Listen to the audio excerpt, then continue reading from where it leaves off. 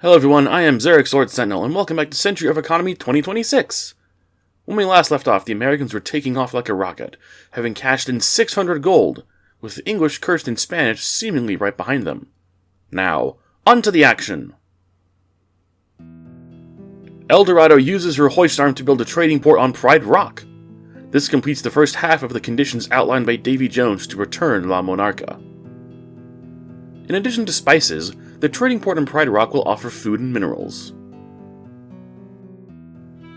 A wide shot of Spanish waters. They have almost every resource near at hand, but very little gold on their home island. They rectify this by using a fleet action to bring the Colectel del Dia in, unloading a haul of lumber. At the end of their turn, the Spanish launch several ships to fill out their resource fleet and to ward off any possible attackers. La Destrucción with Pablo and Pedro Vicario, helmsman and cannoneer. La Fuega with Santiago de Valentin, helmsman, cannoneer and oarsman. Nossa Senhora de Graca with helmsman. El San Jose with helmsman. And Morning Star with helmsman. The Cursed Blade explores an island, finding metals. At the end of their turn, the pirates launch 3 ships. Black Phoenix with Isandro Ramirez, helmsman, cannoneer, and oarsman. Torpedo with helmsman. And Accused with captain, helmsman, doubleshot, cannoneer, and oarsman. The Cheyenne makes land to the other side of Split Island, finding medicine, and delivering a message for the Spanish, declaring that the Americans will be taking over that half of Split Island, the Portal, and the Flattop Island. At Oak Island, the colony is upgraded to level 5 with extra actions. The American squadron at the northern portal consists of several capital ships, projecting strength. However, the Americans are cautious of the nearby storm. At the end of their turn, the Americans add 2 more capital ships to their fleet. Legion with Alexandra Mays, helmsman, cannoneer, shipwright, firepot specialist, disc launcher, catapult, and oarsman. Doomsday with Ruth Lee, Admiral Nathan Rivers, David Cotton, Jormok, captain, helmsman, shipwright, and oarsman. The French continue to run gold in their corner of the sea, unaware of the growing tensions between the Americans and Spanish, but very wary of the storms. The Cursed hired a marine for the spilled salt on their last turn. The salt now makes contact with and explores Calypsos, transferring the marine to the squid on the Chariot of the Gods. At their lumber island, the Sea Rat, Nightmare, and Leech all find cargo crates. Several ships converge at Kanohi Island to load the medicine produced there. The Cursed intend to keep some but trade more. The Guoshan uses an extra action to dock, load, and move away to begin the trek to Pride Rock. The Dark Pact and Sea Monkey are already en route to the Spanish trading port, passing by the Cursed home island. The English upgrade their town to a level 1 trading port on the Pathway Island. They get a double helping of medicine also produced at the port.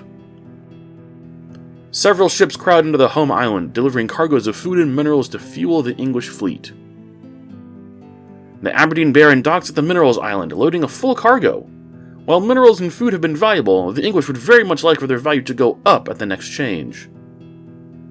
A wide shot of English waters, the submarine squadron continues to move west, finally getting out of the current. At the home island, all their stored resources have been cashed in, netting them several hundred gold. With that, the current round of resource values ended, and it was time for the first in-game change. With much anticipation, the dice were rolled, and came up with a 5 for 5 turns. This benefits the English greatly, as food and minerals increase dramatically in value. Lumber and medicine see their value decrease slightly, while metals become the least valuable.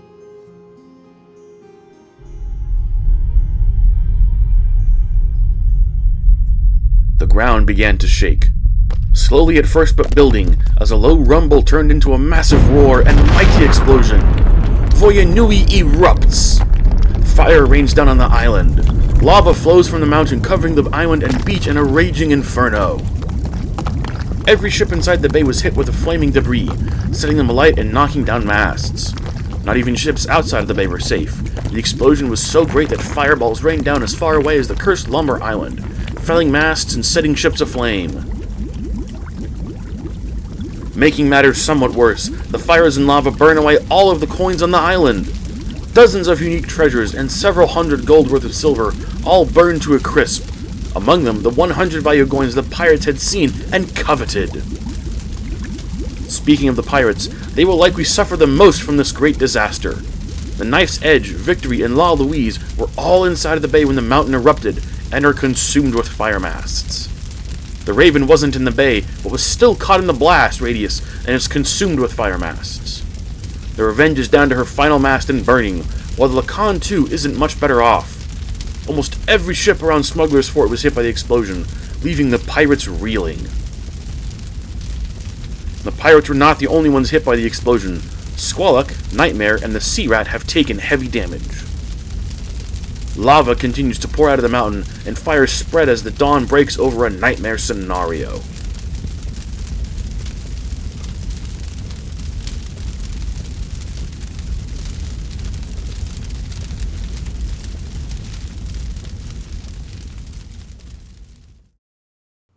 Heedless of the disaster that has befallen the pirates, El Dorado explores Pride Rock to load spices and finds 2 cargo crates. The Spanish begin to reroute all their runners to the food island in a mad dash to grab as much gold as possible. The Santa Isabel rides the current to Flat Top Island, an island now contended by the Americans. The Torpedo, Black Phoenix, and Cutlass all redock at Smuggler's Fort, extinguishing their fires. The pirates begin trying to rescue their burning ships, but several will not make it. The fire on Lacan 2 spreads, but she makes contact with the burning Raven to salvage any treasures or crew. A wider shot of the waters to the north of Voyanui. The pirates are trying to salvage their ships, but it may be too late. The Dragon has taken a burning hulk in tow, but is unlikely to save it. At Smuggler's Fort, the Black Pearl has put out her fires.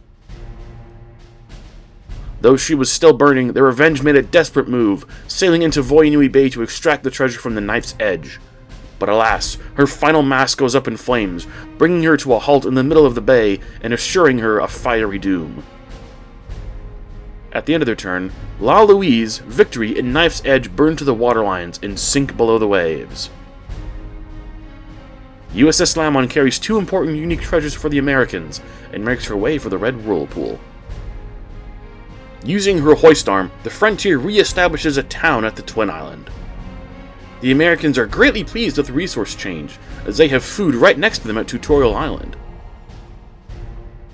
Using a whirlpool, the Swift Victory lands at the Flat Top Island.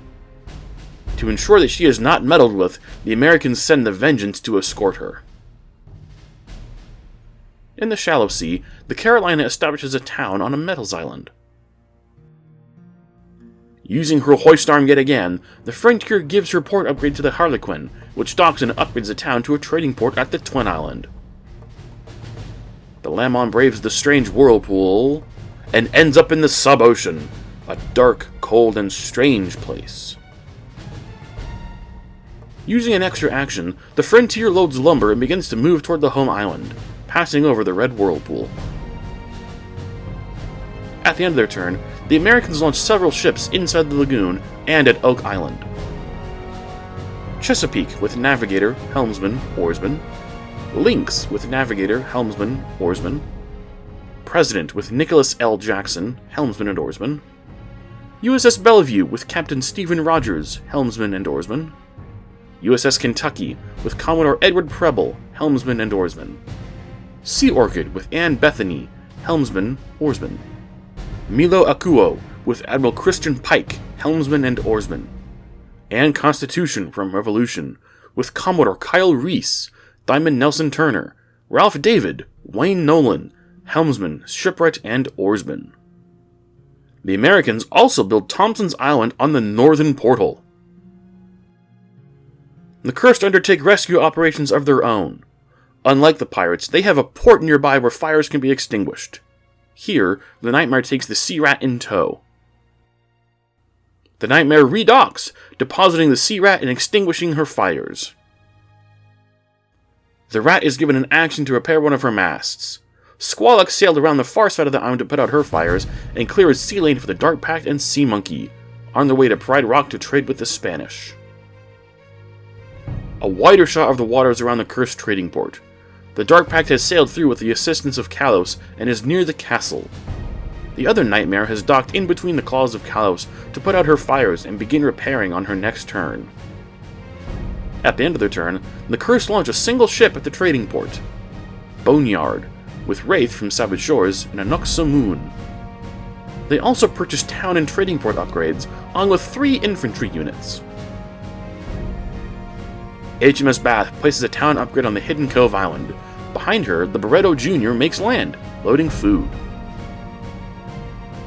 Maui's Fishhook takes all the unique treasures from the Antelope with her hoist arm. At the Pathway Island, the Half Moon upgrades the trading port to level 2. A wide shot of the English home waters. They look to gain a hefty profit from the current resource values, given their closeness to a food island and reasonably easy access to a minerals island. At the end of their turn, the English launch. Celtic Fury with Branner, Stronius, Helmsman, Cannoneer, Shipwright, and Oarsman. Atlantis with Empress Kida, Helmsman, Marine, Pippin Bernadotte, Shipwright, and Oarsman. HMS Blue Whale with Dr. Charles Kilroy, Jeremy Rothschild, Helmsman and Oarsman. HMS Hound with Helmsman and Oarsman. HMS Raven with Helmsman and Oarsman. Baochuan with Zheng He, Gong Zhen, Ms. Cheng, Hamilton Hawk, Captain, Helmsman, Cannoneer, Gunner, Merchant, and Oarsman. Algiers with Helmsman and Oarsman. And Taikang with Zheng Biquan, Helmsman, and Oarsman. And that wraps up this report. The effects of the Voyinui eruption will be felt for quite some time, and tensions are building between the Spanish and Americans. Who will fire the first shot?